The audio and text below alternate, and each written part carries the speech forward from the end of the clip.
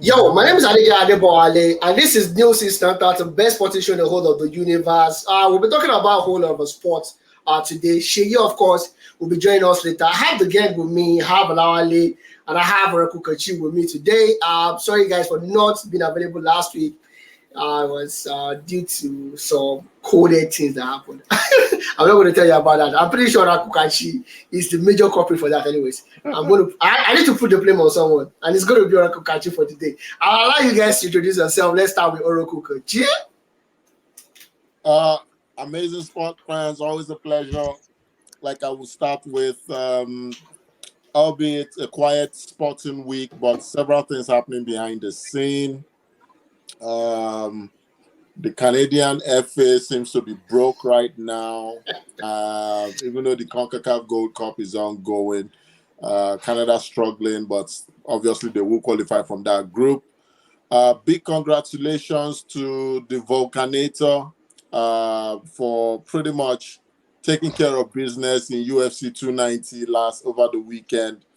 And Easy Adesanya now has an African to fight against in the middle belt, the middleweight class of the UFC. Derek Duplessis handling Robert Whittaker in 2 rounds with a TKO, the South African monster. It's going to be really interesting whenever that title fight is set up. All this we will talk about, and I'm not yet sure what I think or feel about the in-season tournament in the NBA. Stay tuned for a quick one. All right, perfect. Thank you very much. Lali, can you go ahead and introduce yourself? Sporting fans around the world, welcome to today's edition of our sporting show. Like Kachi said, end of the season, not too many things to discuss, but again, trust the NBA community to always give you one or two things to discuss about. Wembanyama had a very unconvincing debut at the summer game on Friday night. He went up against the Charlotte Hornets, the number 3 pick. I'm sure it's going to come good, but that was very, very unimpressive from him. All right, perfect. Thank you very much for that, Kachi. Honestly, if I'm easy, I don't want to fight against Derek. Derek looks hungry. He looks not ambitious. He's hungry. That's just the right word to use for him. And that kind of guy does not have anything to lose, honestly. And he looks pretty solid and ready to fight against anybody. Yeah. If this is going against that guy, will you be comfortable as an easy fan going into that kind of bout? Honestly. Because it's a title fight, you are never entirely comfortable because whoever you are going against obviously has beaten other contenders to get to that title fight. Now, Derek Duplessis, who they affectionately call DDP, another South African behemoth, in getting his chance to fight against Easy, had to pay his dues. Now, when I was watching that fight against Whittaker, I wasn't sure what to expect because Derek, even if you listen to his post-fight interview, he also admitted that he has certain tendencies and proclivities. I thought those tendencies would come to play, but for some reason I can't explain, he was measured, he was calculated, and he was decisive against Whittaker. That fight should have ended in the first round. Whittaker survived due to the bell, and he was taken out in the second round. Now, that proclivity that makes me slightly more comfortable than concerned is the tendency that DDP has to overcommit. He is always in a rush. He looks like the kind of person who wants to always end fights in the first or second round. And he's going to go against a measured fighter. Easy. He looks bigger than Easy based on how he's built. But Easy, obviously, for him to compete in that weight class. Now, let's not forget, Easy in Nigerian parlance, when you play table tennis in Nigeria, street table tennis, not organized table tennis, there's what we call cantab. Easy as can tap that weight class before DDP. Yeah, true that. So he Yeah, true has, that. what I'm saying is he has seen different types of fighter. Ultimately, he defeated his nemesis in Pereira. So he has no demons he needs to slay. The Yeah. mind game falls on Easy because DDP himself has admitted that people like Easy, people like Whitaker, are people he had their posters on his wall. On his wall. Yes. He kind of has $7 in his account. So while it will be a formidable fight, he's an African, so he already has the African blood flowing in him. He's not going to capitulate like those other guys. Yeah. I still think the fact that Easy is more measured, and let's not forget that almost every knockout Easy has thrown, it has always been a counter reaction to those fighters coming in for a knockdown, and Easy takes it or defends it and throw his own counter haymaker. If DDP comes too much in a hurry and doesn't stay patient to see how fight counts, I definitely will give that fight to Easy. Trust me, it is not going to be an easy fight, whichever way you look at it. You look at it. All right, perfect. That's a very glorious way to start. I feel I'm scared for Easy on one part.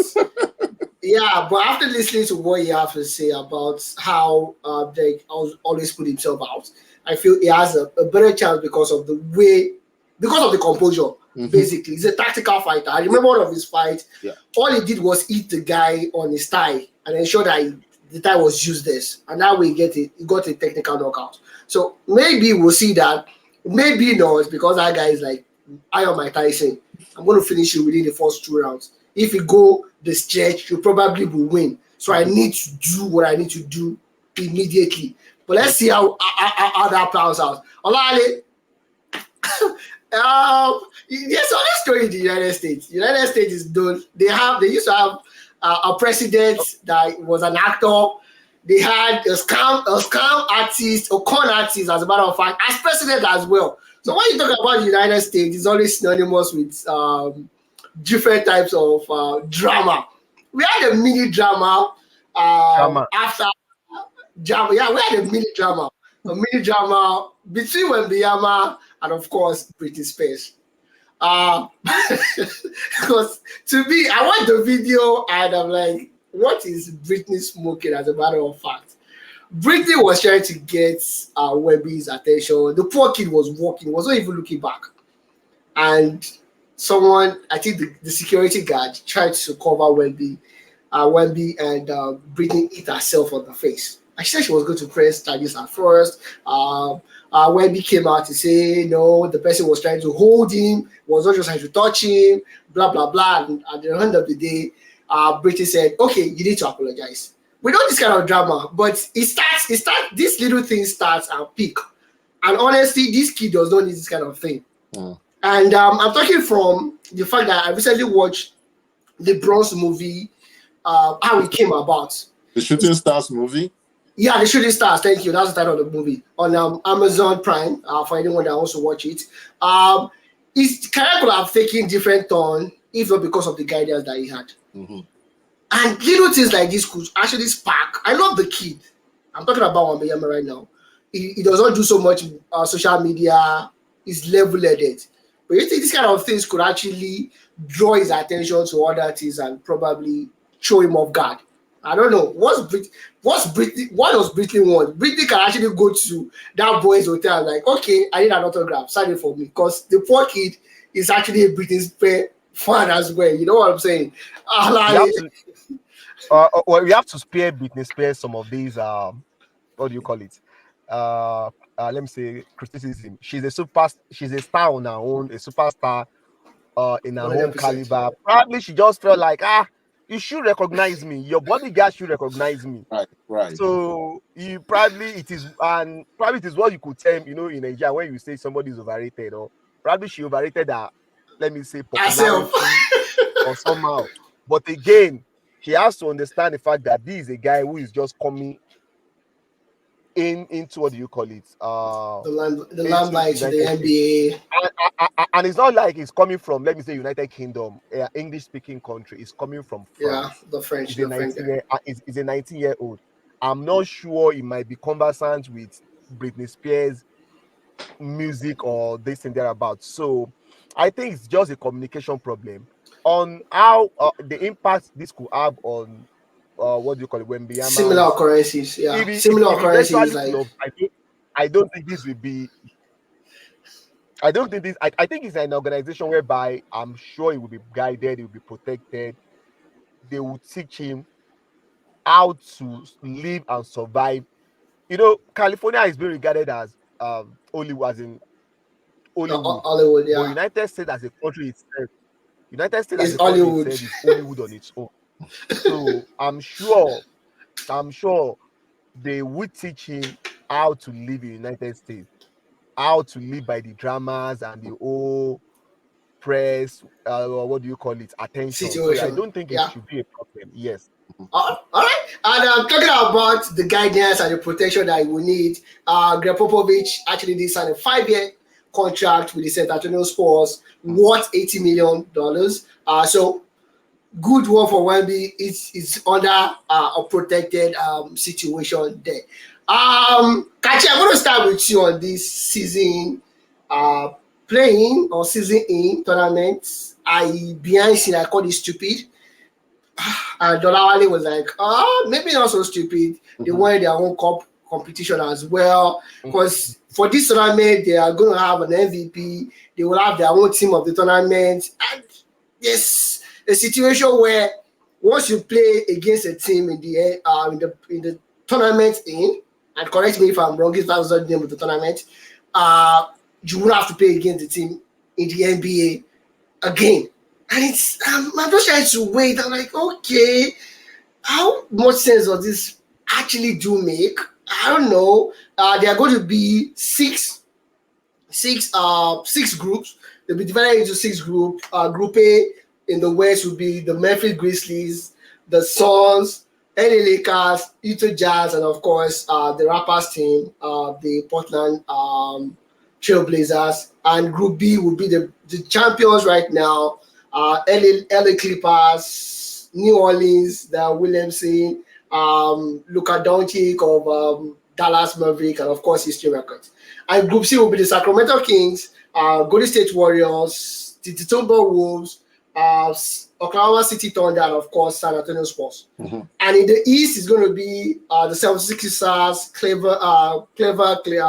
Cavaliers, the ATL Hawks, Indiana Pacers, and Detroit Pistons. Group B will be the Milwaukee Bucks, New York Knicks, Miami Heat, Washington Wizards, and of course the Charlotte Hornets. And of course in Group C will be the Boston Celtics, Brooklyn Nets, Toronto Raptors of Canada, of course Chicago Bulls, and Orlando Magic. And I just try to make sense out of it for me, Kachi. Before I come to Lawale, I know Lawale has already made sense of it. He already has his mindset on it, but I'm not seeing the sense, honestly. For me, it's not a case of seeing the sense. I think, as with every novel initiative, some people will be resistant to it. Some people would take some time to warm themselves up to it. I think for me, the fence I sit on is the fence of taking time to warm myself up to it. This is something that has been brewing within the NBA circles for as far back as I can remember, almost 10 to 15 years. It's been a brainchild of Adam Silver. The primary reason is to add some more oomph and seriousness to these regular season games. Oftentimes, we've seen players deliberately miss out on quite a number of games, supposedly to keep themselves fresh For the playoffs.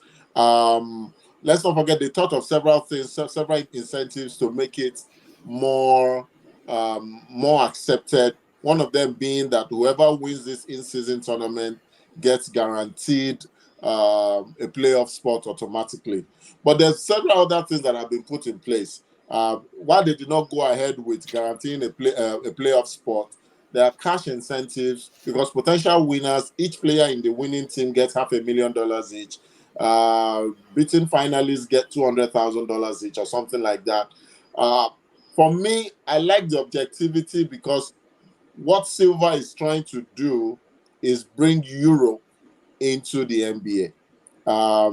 The group seedings were done UEFA Champions League style, using their position, regular season, total regular season wins and positions. Yeah. Also, in addition to that, while it doesn't mean, because the style is you play just 4 games in your group stage. Now, the idea is group stage games are played within your conferences. And typically, over an 82-game period, you typically play teams in your conference at least 4 times. 4 times, What yeah. this does is Reduce the the number number of times. of times you play them in these in-season tournaments will count towards the number of times you will play them in a regular season. So if you're supposed to play them 4 times and you manage to play them twice, one in the Twice already. season, one in the group stage, and maybe quarterfinals or semifinals, those 2 games will reduce the number of times you have to play them in the regular season. So based on that, I like it. It adds some form of relevance to the regular season. Olawale said it during our production call that there are some fans who don't start taking the NBA serious until December. I probably would tell you that I fall in that category. I watch some marquee games. I watch NBA So on, you are guilty as charged. yeah, Okay, I watch nice. NBA on Christmas Day because it's a marquee day for the NBA. Uh-huh. And then I start taking the NBA serious after the All-Star break. Games. So this would lend some credence to those regular season games. That is why I like it. Oh However, yeah. how it will play out is still up for debate, because Okay. it's one thing to bring the idea, it's another thing to see how the players react to it. It So might not gather momentum in year 1, 2, and 3, but similar to other things. I mean, we were born and we knew that there was a 3-point line, but there were some people who were watching the NBA and all they knew, in fact, when the 3-point line was introduced, it was like a travesty. Now because of Steph Curry, we've started hearing arguments that maybe there should be a it four should be a point. 4 points. Yeah. Probably will not be welcomed by some people at some point, but give it a number of years and it becomes normal. So I like the fact that there's seriousness attached to it, but I'm still open to see how the players take it. All right. Perfect. Alrighty. It's going to be taking place between November 3rd and 28th of this year, with the exception of the Tuesday, November the 7th, which happens to be my birthday, when no games will be played. And don't forget, Kachi, I know you're going to beef me. That's in honor of my birthday. Oh, thank you. If we look at it, probably a general election on that too. Yeah, of course. Of course. I know you're a beefer. It's because of me, Kachi. Thank you. Thank you. Alani, how it makes sense out of it? It looks good on the surface. Trying to, like Kachi said, trying to bring Europe to America. We've seen America being brought to Europe as well. How do you think this is going to play out? Is it a good development? Like Kachi postulated. Yeah, my initial concern was looking at the NBA itself. The NBA regular season is what do you call it? Is let me say is loaded on its own. 82 games. I remember when I started following NBA regularly. I know teams play virtually a game every. They play 2 games in probably every 4 nights. Mm-hmm. Like if the NBA season starts today, outside what do you call it? Let me say the Thanksgiving Day and the Yeah. All-Star breaks, there is a single NBA game per night that you can watch. Mm-hmm. And I think it's just too much for me personally. So my concern was, how do you now uh accommodate this kind of Accommodate limitation this kind of another tournament into it. in an already congested NBA season, and the NBA season will not exceed the regular season will not exceed October ending to middle of April. April. So, but the idea of using the regular season game now, I think that's where that's at the point where I really like it. The idea of now using those games to serve more as part of the regular season now adds more competitiveness to the regular season. And with the fact that there is a 200,000, forget about the fact that these guys are earning big, what do you Big call it? money. Yeah, on Two big hundred wages and thousand all. dollars, $200,000 for one player for winning this is a whole lot. So expect the Is it guys is to it make is it it is happen. it a lot to those guys? Allow them forget. It's a Anyway, lot, though. uh, It's a lot. See, Those guys it, pay it, they pay 200K in one night. Labour, it, that might it's just be the Favour. money they need to take care of their crew for the year, Exactly. It is and they still don't have to something. touch their own money. Yeah, So, I don't so know. I'll take that with a pitch of the sun, but that's all I for think this. Because that's all sports like. I think I had reservation about it, but the fact that it will not add more games to the regular season, or Yeah, let me say, it will not be another game entirely apart from the regular season, I think makes me like I'm okay with it the way it is now. I the think I'm way. looking forward to it now. But Alright. where I'm now looking at it from the point of how does it now affect players, or what do you call it? Legacy. If Mm, winning the in what do you call it, the in tournament, yeah. what do you call it now? And if you don't In win the tournament. NBA, and if you don't win the NBA itself, how how is this kind of player it's going to be perceived?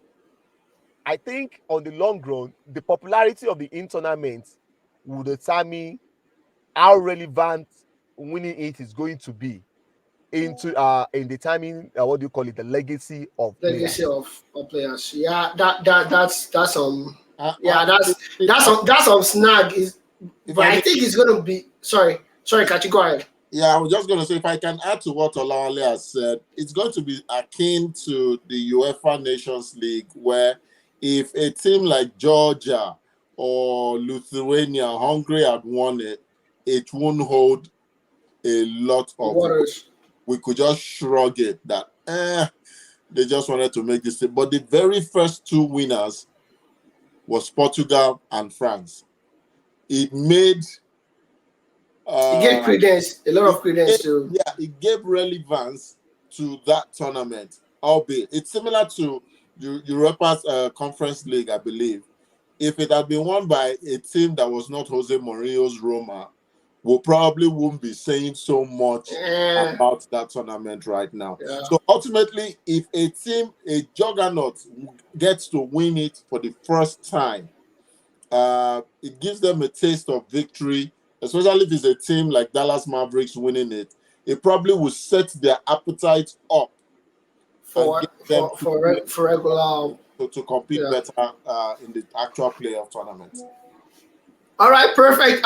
Moving to the Wimbledon Open. I think we already know who the winner is going to be. Um, but at least people are. It's only fair that people contest, right? If you ask me, Bargo Kachi, it's only fair that people contest. Of course, Novak is going to be, all eyes is going to be on Novak. Matteo Berrettini defeated Alexander Zverev. It's straight set.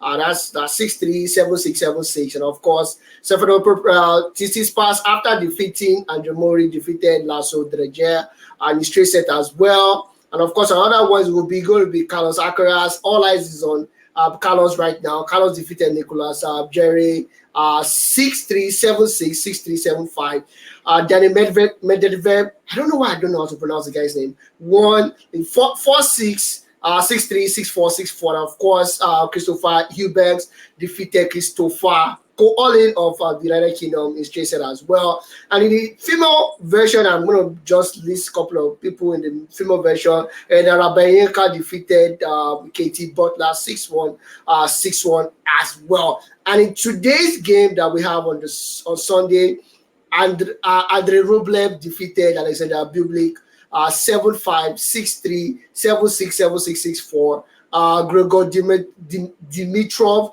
defeated Francis Teofel 6-2, 6-3, 6-2. I don't know why Francis was crying and trying to make us feel like he did so well. They defeated his chase said, yo, just go home. We'll see you next day. And of course, Roman Shafili defeated, in an upset, defeated Denis Shapovalov 6-3, 6-3, 6-1, 6-3. Yannick Sinner defeated Daniel Gallan 7-6, 6-4, 6-3.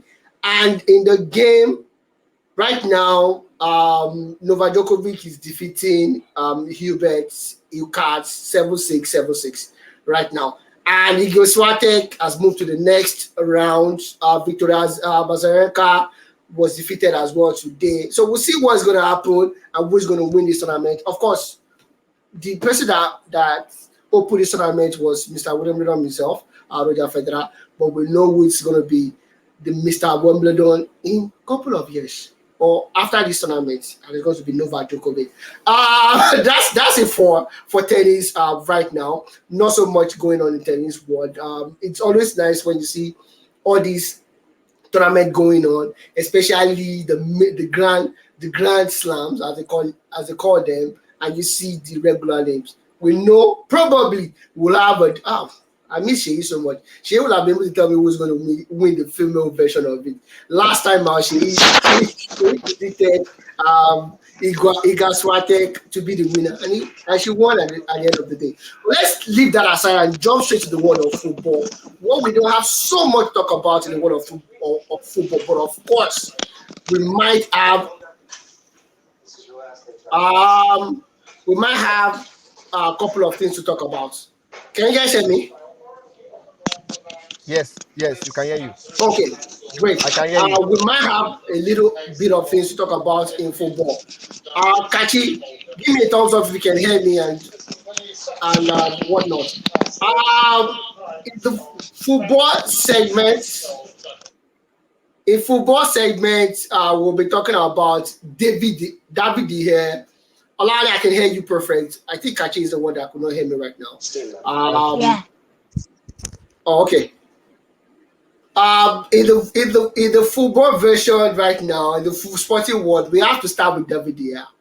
And someone, I read it somewhere, I think it was Lyon that was talking about it, that the first outlet that David De Gea made was against Man City, and his farewell outlet again for Manchester United in his last game was against Manchester City. But of course, you can't blame Lyon. Lyon is not a good person, so he has a bad mouth. So I'm not so surprised. Talking about that. Do you think, Olali, that David De Gea was fairly treated by United? So I think it has to depend on the perception you want to look at this from. No. David De Gea, I think in his 11 or 12 years at United, he won 4, let me say, Player of the Year award among the fans and among his fellow players. There were seasons that you probably felt that without David De Gea, probably United would have probably ended in the lower half of the league. Unfortunately for his legacy, due to the achievement of due to United achievement during this era, many people will not regard him as one of the top goalkeepers of his era, and that's how it works. That's how it works. On being fair to him, David De Gea was probably the highest earner in the United team for some couple of years. So I don't know if that one is part of being fair or not being fair. The way the way the end was handled probably could have been better. But again, at times everybody have to do what is good for he or himself. And that's why I tell people that you don't take football things too personal. This issue of you have to be loyal to me and this and that. I think we've discussed this issue sometimes ago. Everybody does what is good for him. When United offered him that outrageous contract, for them they were doing what was good for them. Like, okay, we can't afford to lose with the way the teams look, the last thing we want to do is to lose a very good, a A world-class very goalkeeper. key, yeah. Yeah, and now at this point in time, they felt like with the shambles of the last Eh, few seasons, the lack of the loss of concentration, and yeah. some of these and this problem with what do you call it Ours, yeah. is kicking ability and picking up pass from the back. I just felt that that announcement should have come from United, not David De Gea himself. Coming from David De Mm, Gea himself shows that there was something wrong in as in in-house. from what you from in-house. I think that announcement should have come from United. I don't see a problem from United moving on from David De Gea. We've seen some of all these things in the past. I just think we are in an era that everybody has an opinion now. About everything. About everything. If I'm not sure Alex Ferguson could have coped in this social media era. And if you recall, United did not open a Twitter account until Sir Alex Ferguson retired. Mm. That was when United actually opened a Twitter account. That was to show you how. So this is not the first time. I don't think when you look at players who are of legendary status, we've seen some players probably treated probably more disappointing, as Far in worse, yeah. far worse than this. The Beckham case comes to mind, a Yap Stam case, who every time you remember the way and it's like when he was being unveiled, Shift when him. he was being unveiled at Lazio, the guy still he was still feeling shocked, like what has actually happened. What's happening? So I Ferguson don't is think not a human being. I don't think he was being maltreated. Like I don't think he was maltreated at all. I just felt a concrete decision about this could have been made earlier, and the announcement Earlier should have than this. come. Yeah, the announcement From should have come United. from the club, not from the player himself. From players. Okay. Olafukachi, do you have a dissenting opinion to this? How he was treated, maybe he was treated poorly.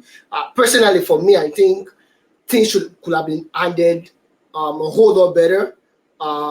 This is a guy that I've given you 11 years of his life. He has won you stops. He has, like Olale alluded to, he has singularly won them points, cost them points as well. The coach might not like him, Mhm. which is perfectly fine because of the way he plays, and I have my reservation about that as well. But if we expect players to be loyal to the clubs, Mhm. then clubs too should not treat players poorly. There should be a little bit of mutual respect between both, especially for senior players. Debo, I don't know what you mean by we expect players to be loyal to a club. We need to understand, and I think that's probably a class. I'll tell you what I mean. Sorry, not cutting you out. I'll Yeah. tell you what I mean. I'm an avid Arsenal fan, and I was looking, and Robbie Van Persie was trending on Twitter today, and I was looking at those posts. I'm like, Van Persie, you are not an Arsenal player. He's not an Arsenal player, not a legend. I'm not talking about legend or a folk or a hero or whatever. We don't want your name associated with our club. And that's how I feel as an Arsenal fan, because I felt the way he left and all, and whatever it is that transpired between them. We don't even want to hear the story. Van Persie, just go to United. We've gifted you to United. We don't want anything associated with you. And this is me being emotional about it. Like Olawale said, like we are also supposed to be emotional about it. If I'm feeling that way about Robbie Van Persie, I don't expect us now to ship a player like say Fabregas in the middle of the night to Barcelona. I would, and my standpoint, especially when Ateta shipped Aubameyang the way he did. Mhm. That's that, and that's me personally. So I'm just trying to clear Oh, that. all right, understood. But maybe because I'm detached from United as a fan, I'm able to say the mistake we're making is we're using emotion. We're looking at this from the lens of emotion. I think De Gea should have seen the handwriting on the wall at least 3 years ago. Let's not forget, and I think Olawale mentioned it during the production call, there had been several attempts to demote him. Let's not forget that if not for a non-working fax machine, this man would have left as Manchester United as well. At a time when United did not have an adequate number 2 in its rank, how would we have called it then? Would we have said he treated Manchester United wrong? Probably not, because we say he looked out for himself. Secondly, he has been underperforming, like I said, from a coach that was way above his depth in Ole Gunnar Solskjaer, considering shipping you out or demoting you for Henderson. A Solskjaer who is not an ETH, who we all agree United was too big a club to manage for him, at least at this stage of his coaching career. To have seen that De Gea had dropped a notch or two in his decisiveness, in his speed, in his maturity, and also in his decision General making. ability. Exactly. Reflexes generally. Exactly. This happening now probably was him trying to milk out that outrageous salary they paid him because he knew he would not get it anywhere else. But whether the handwriting had been on the wall or not, we cannot deny that it had been there. It had been there.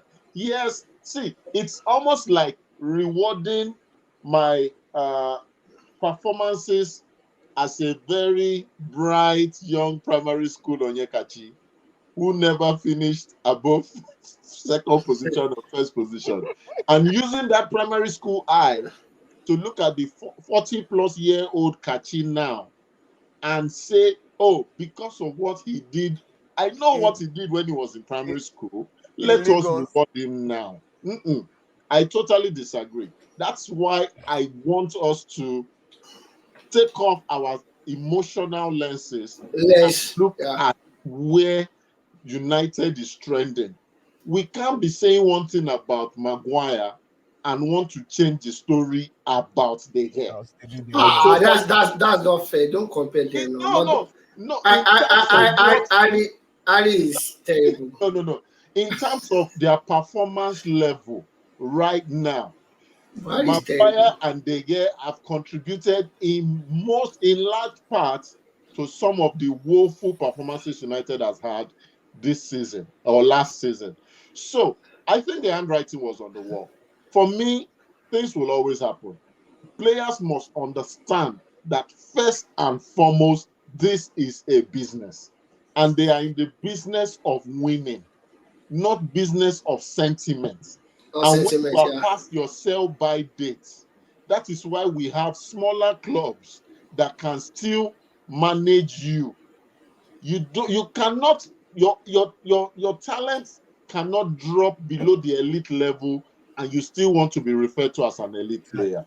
Exactly. So that is why I don't think maybe how they went about it was wrong, but what they did was not wrong. It was already there. We knew De Gea was going. De Gea just did it instead of them saying we terminated your contract. We don't have details of that contract. Maybe there's something that gives him a way out and is able to get some compensation if he opts out of his contract as against Manchester United terminating it. I wish him all the best, but please, let's not use sentiments here, please.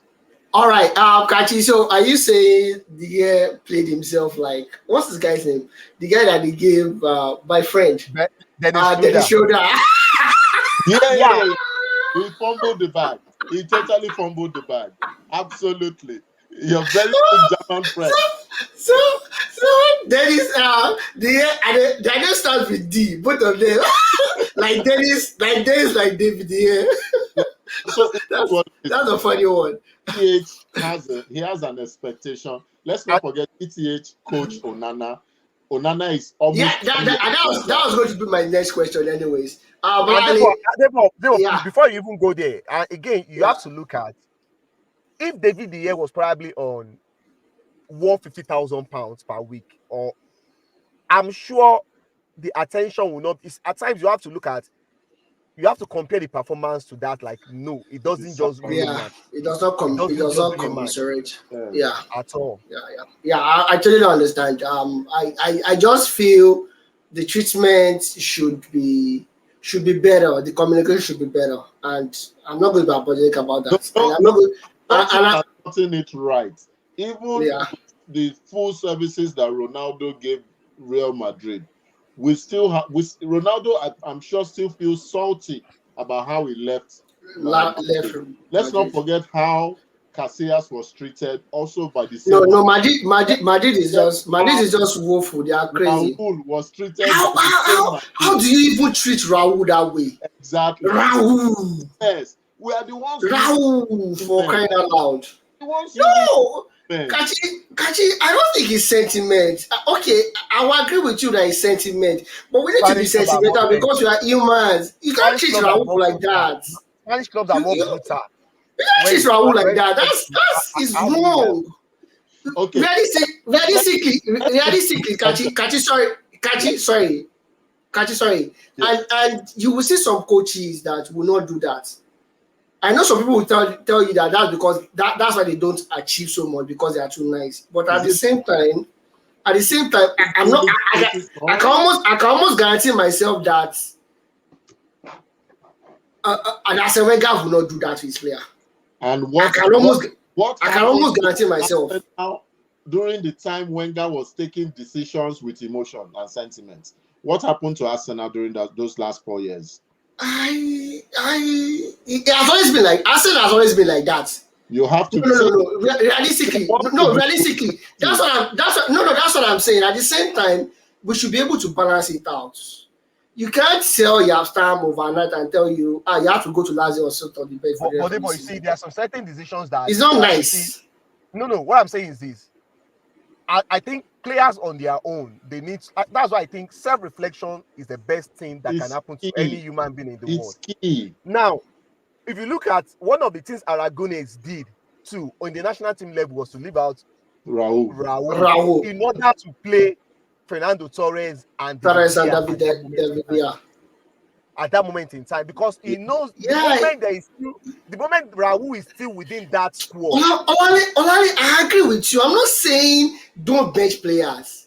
I'm saying pushing them out, don't mistreat them. That's what I'm saying. What they are saying is players. I'm not saying you should not. I'm not saying you should not sell players. I'm not. I just make my. Olali, just to make my point clear. Mm-hmm. I'm not saying, this guy, we cannot sell him out of this club. We cannot sell him. I'm not saying that. I'm not saying all that. I'm not saying you don't go about. Okay, let me give another example. What I've forgotten his name right now for the love of me. The president of Real Madrid did to Makalele that we sold a guy that cannot make a 10-year pass for someone that can make it. It's just wrong. Honestly, it's just wrong. You can be respectful about it. Can I just say something? Oh yeah, after you, Olawale, okay. Please finish. I think, when it comes to football, I think my stand has always been very, let me say, consistent. Like, I see this thing as a footballing, more as a business, It's a business decision. And you just have to respect. And that's when I remember when I was watching in let me say early 2000s when Arsenal was going through most of their players leaving, Adebayo, this and that. And when I watch with guys at Viewing Center and they say he went for money, he did this, the example I normally give them is if your brother works with let me say one small telecom company, or let me say one Alaji Kineko and Co oil and gas, and he has an opportunity to work in Shell or MTN, and you say no, he needs to stay loyal to that man. That man discovered him when he was nobody. Yeah, I'm not saying you should not move. What I'm saying is at times when there are some players that they still. Let me tell you something about most players, and it's in every sport, especially top guys. Even when they are losing it, they always feel like they can still do it. Yes.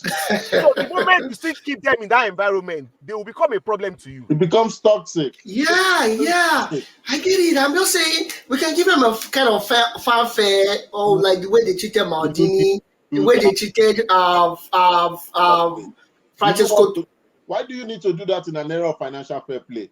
How would you feel having a 400,000 or 300,000 pounds goalkeeper Kachi, let me paint this picture. I'm the coach of Real Madrid. Mm-hmm. Raul is there. Ronaldo came in. Benzema, Kaká, Xabi Alonso came in that summer. I know I'm not going to use Raul again. I can actually call a meeting with Raul. That Raul will make an announcement that you are leaving because of so sporting reasons. I will give you a fanfare ovation that you deserve for what you've done for this club, and you go. You understand what I'm saying? Do you think that discussion did not happen? I'm not sure because of what we see, what we read and what we saw in the press. I don't think it did. I think those discussions happen. I think it's usually the players being too sentimental and like, at that point in time, I'm feeling like they still have something to offer. Simply because they are not the ones cutting the check. They are recipients of the check. When you are the ones cutting the check, you will not be afraid to make the big decisions you have to make. Okay. Maybe when I start cutting the check, I will understand. But I don't understand. The case is Barcelona in 2015 when Pep Guardiola came in. He came in, they gave him carte blanche. They knew the style of football because he had been with their B team then. And he told them to get the best out of Messi, 3 players have to leave because they will be the wrong influence. Which is understandable. And the way Ronaldinho left, Barcelona actually did a friendly in the summer. After he left for AC Milan, don't forget AC Milan was trying to get Ronaldinho before then. After he left, not during the season. The summer he went the summer to AC Milan and they did they played a match against AC Milan. They were scheduled to already play that game. Let's not forget Barcelona and AC Milan. They play the Audi Cup every year. But they use that as a farewell for Ronaldinho. But did you think? Okay, now put that in contrast to what Barcelona did to Fabregas. They wanted Fabregas out of their club, and what did Barcelona do? They went on their social network and say this guy he always plays very well from June to December, and once it's January, he goes missing. That's lack of disrespect. Kachi. Okay, let me. I know I'm being I'm giving you guys an hard time right now because I don't understand what you guys are saying. It's not because I don't want to agree with you, but because I don't understand. Now put that in contrast to what Emmanuel Adebayo did to us now. Adebayo could have left. Nobody said Adebayo could not go to Manchester City. Adebayo, the first match, whatever sentiment or whatever it is he had against Arsenal, he ran the full pitch, the full length of the pitch to go celebrate in front of the Arsenal fans. That is disrespect at the highest level. It is not. It is cheap, but it's not. Okay, Kachi, let's go to the next question. We don't agree about this. So let's waste time on this. Whatever I'm going to agree about it. Is Onana the way forward for us for Manchester United right now?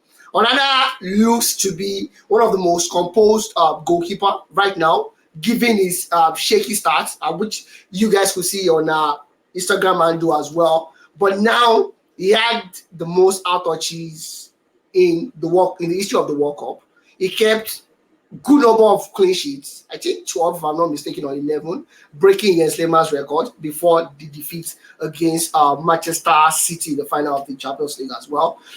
And he looks prime to replace David De Gea. He has played under ETH. He understands the football. Don't forget this guy from La Masia before he went to Ajax. So he understands how to play from the back. Way from the scratch, So do you think this guy is the way forward for Manchester United? For me, he is, if you ask me, and he's going to make a whole lot of mistakes. So Manchester United fans should be ready for that. He's going to make a whole lot of mistakes, but it will bring more to the style of play than the mistake that will make. Olale, let me start with you. Okay. I think still going back to that, I will link this to the fate of David De Gea. David De Gea's fate was sealed in that final game between Manchester City and Inter Milan. A lot of guys still prior to that game, when there is this complaint about ability to pass from the back. It's not just passing from the back, just to your sideways passes. Yes. Under pressure, picking the right guy and making the opponent press look very ordinary. A lot of people, I saw a lot of people on Twitter that today they understand the reason why a lot of people have been complaining about the inability to play from the back. And I think that was the game that probably either ETH used to convince the United board that this is what we need. Because at a point in time in that game, even City were a bit careful in the way they were pressing him. Yeah. But because it was not just that ordinary goalkeeper that you could just press, it can easily expose you. So I think with him and somebody like Lisandro Martinez, Luke Shaw, it probably Dalot, probably in the back five, you probably have only Varane as the only person who is not that too comfortable about playing. It changes a lot of dynamics about the way United plays, about the way opponents target the United defenders or the goalkeepers. The way they press them. So it gives them that leverage.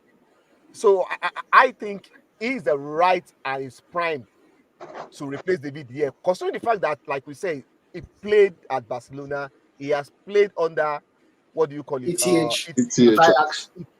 I think that's understanding. Playing with Lisandro Martinez, I think both of them two were formerly teammates at Ajax. I think that synergy will automatically be there.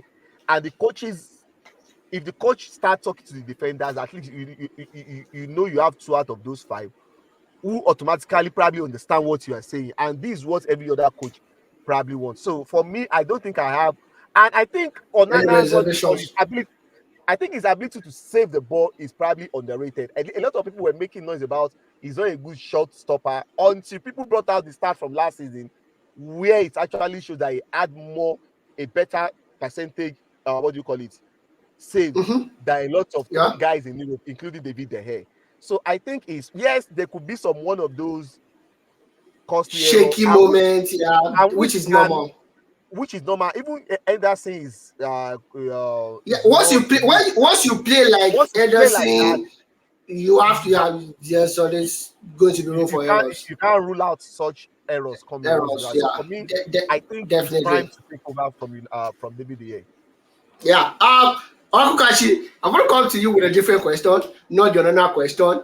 Declan Rice, Corella, they sold for 40 million. If it's Declan Rice, Kachi, probably £5 million. If it's Declan Rice, Masatini, what? 5 million and a tuber of yam. And a tuber of yam, exactly. And with Masaratini, it's probably going to cost you like 40 million. But it's Declan Rice from England. And it's costing us now £100 million and 5 million in add-on fee.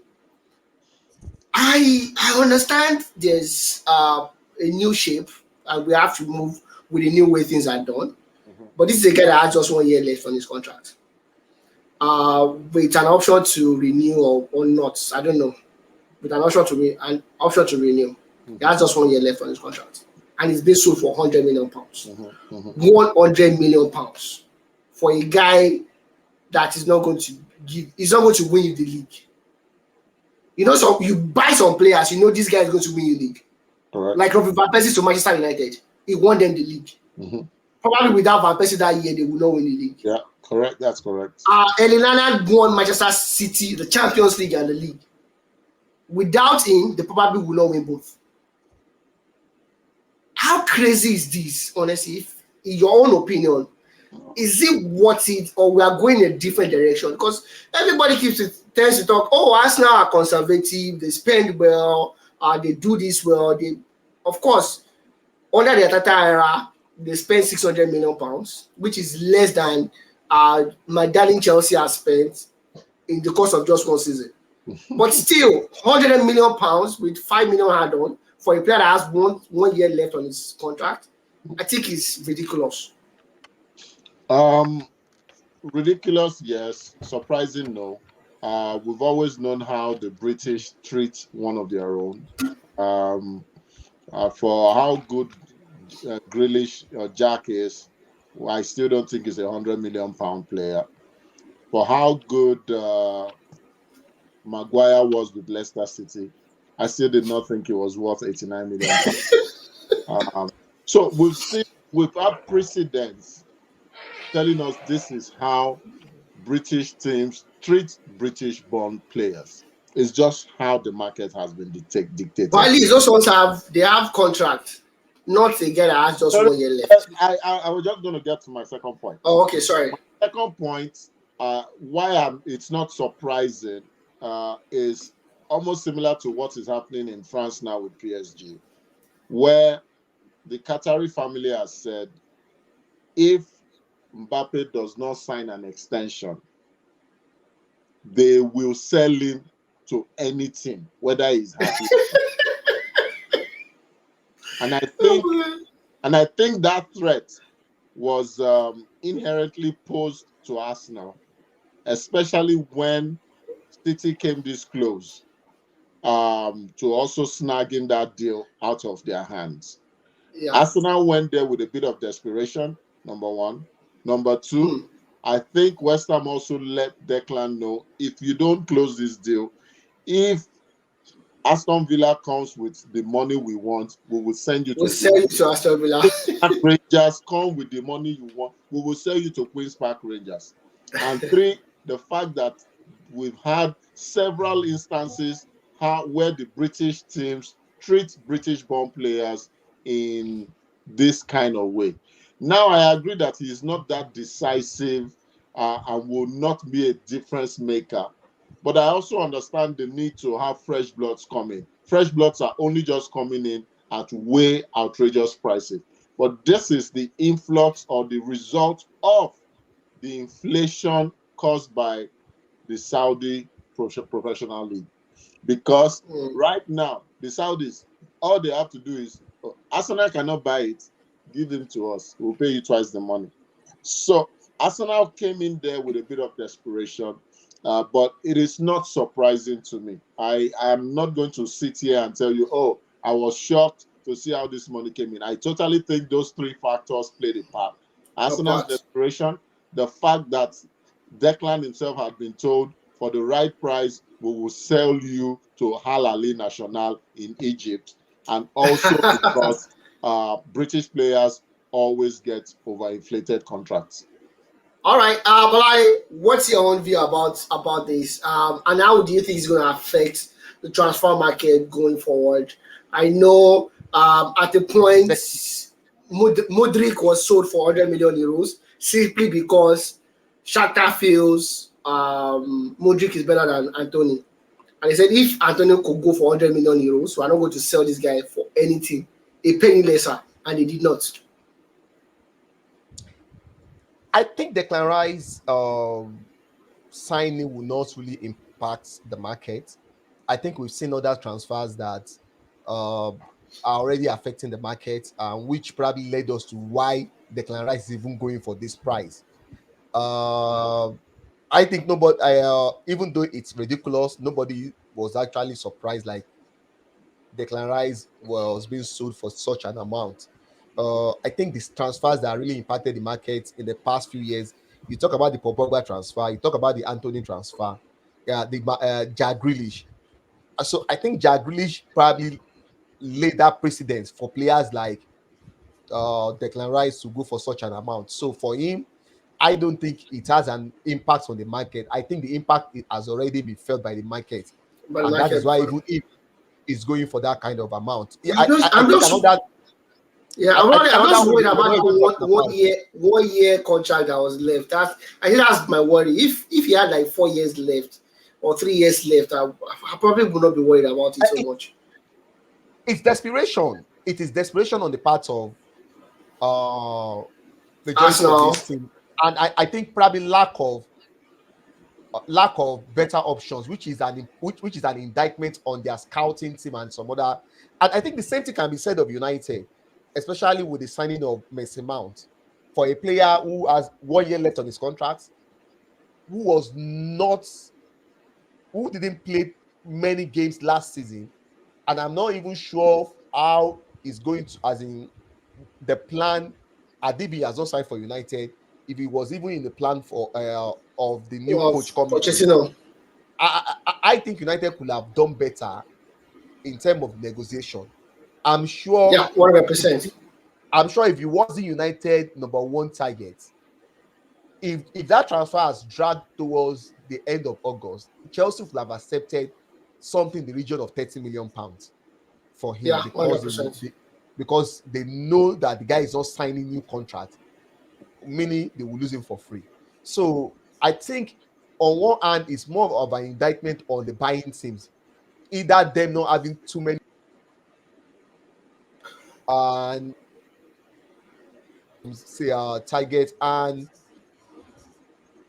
on the other hand too, let me say their scouting team not doing enough job, because by the Doing time you have a good job. if you have two or three other options, you could probably call the bluff of this team like, no, we can't pay this kind of We amount. can't pay. We But can't pay this. yeah, but I don't think I was at any point in time surprised with Declan Rice going for it, because the precedents have already been set with Anthony, with Jack Grealish, and some players like that. And Maguire, please call Maguire. Always mention Maguire too. Harry Maguire. Harry Maguire. I don't, Kashi, I don't know what Harry Maguire did to your past life.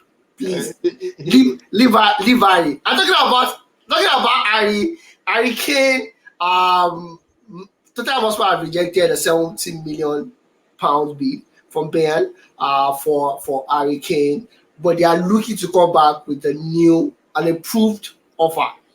And at the same time, Tottenham Hotspur are trying to make Harry Kane a trophyless individual for the rest of his career by offering an improved contract to Harry Kane. And Asher has come out to say he's going to personally drive Harry Kane to Germany so that he will not break his record. Where do you think Harry Kane will end up at the start of the season? Is he going to go to Germany? We know that Elebe is a terrible, horrible negotiator. You'll probably see that these guys Declan Rice went for £105 million. You probably say, okay, anything. I know he's 30 years old, but at the same time, I'm not going to go anything less than 120 million or £100 million for him. Bayern won't pay that 120. Let us be very honest, because without Harry Kane, they will still win the league and they will compete. Bayern to they spend, Okachi. What? Don't forget, they spend, Bayern spend. Don't forget, they bought that delay for like £89 million. I'm not saying they don't spend. I'm only saying they don't spend crazily. Let's put it that way. Yes, they seem to have a better scouting department, give you an idea of what a player is truly worth. Leroy Sané, I can't remember how much he went for, but they got him at least below. Imagine if he went to another English team, Sané, from City to another English team, he would have probably gone for way higher than what Bayern paid for. Marco Reus, we can think of several.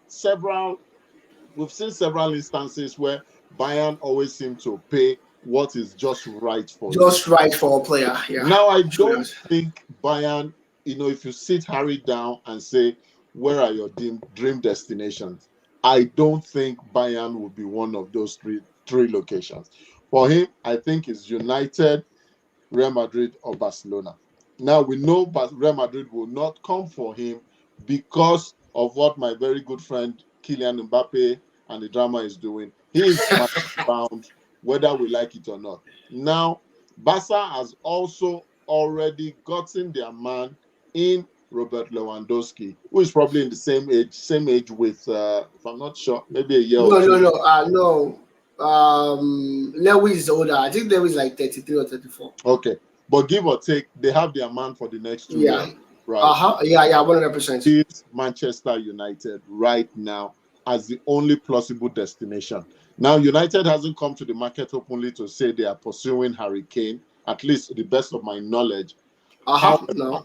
I do not. This is. Let me put it this way: if Harry Kane is not playing for United come August, he's still going to be wearing the jersey of Tottenham Hotspur. Oh my God, that's horrible. Olali, what about you? Where do you think Harry is going to end up at the end of the summer?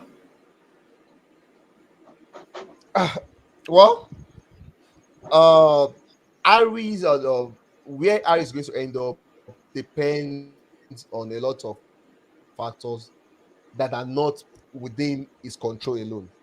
Now, is Daniel going to is he ready to cooperate with suitors? I still think Chelsea could be a, a destination for him because I don't think they have any serious strikers. They have not one Jackson that they went to sign from Villarreal.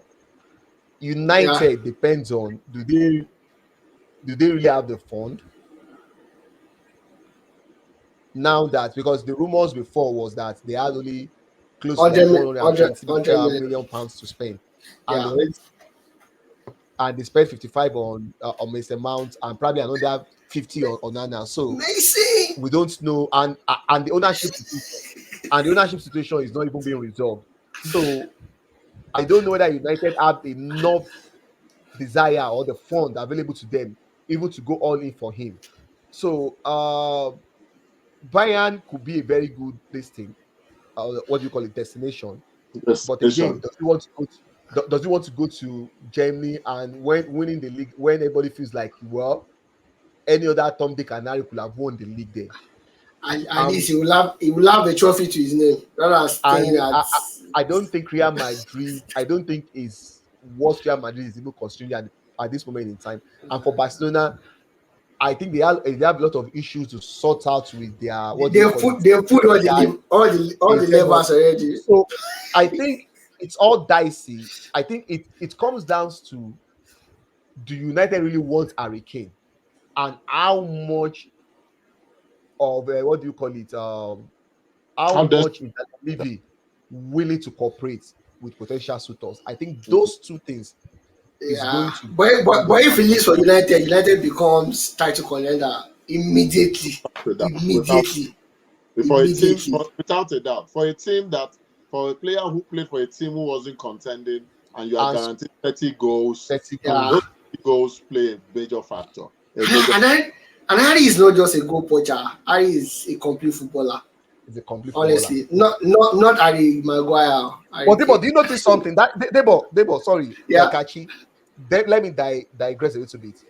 At the beginning of last season, when Alan came to Man City, you know how our people tend to overreact, like, wow, is this, is that, is the kind of guy that score. I even saw somebody tweeting something like, Alan is what Ibrahimovic think he was.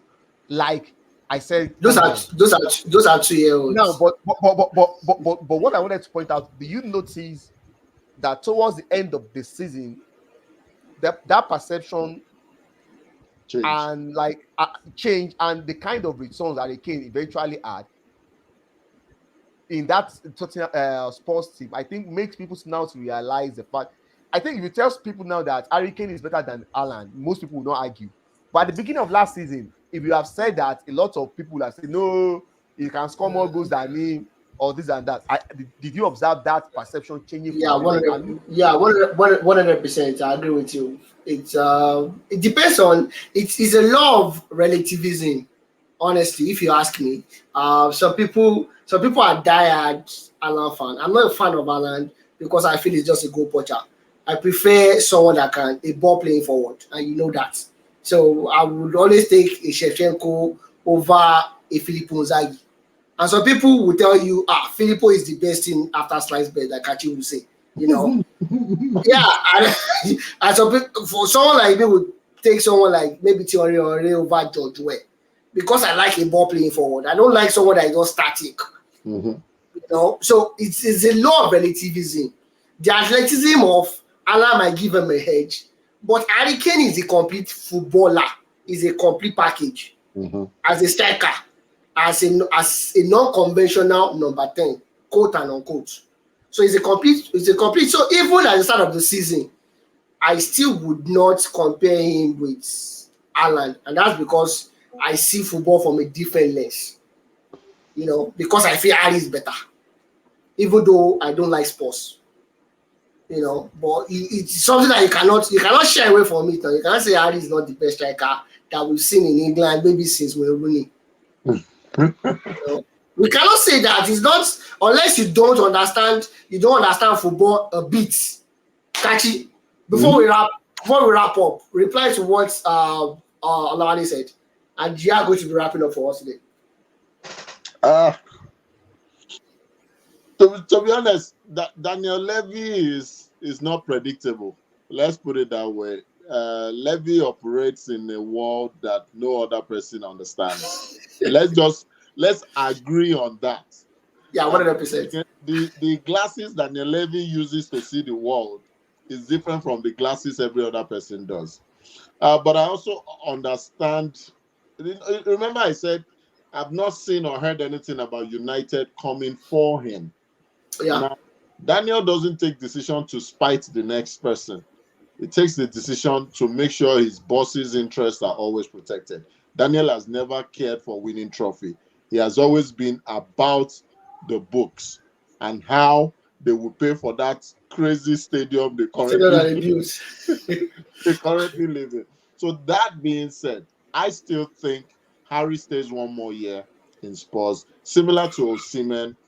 The suitors just don't have the money now because they are prioritizing other areas of the team beyond the attacking front right now. But Kachi, if he does not leave this, that's the end. I don't know how to counter what Olawale has said than to double down on my own stance to say because Daniel Levy is the most unpredictable GM I have seen in European soccer, anything can and may happen, but I don't think it will be that drastic to see him leave for somewhere we don't expect. All right, perfect. Thank you very much, guys. Thank you very much for staying tuned. Everybody that liked, shared, Tuji Taiwo, Shukbo, Lilo, Toby, everybody. Thank you very much for watching, and for everybody, for others that I could not actually mention because I can't see your name right now, maybe because it's a different platform. Thank you very much as well. Till we see you again next week. My name is Siladeja Adeboale. It's still New Starter Sport, and of course, we are trying to do something big. Stay tuned, and we love you guys. Bye.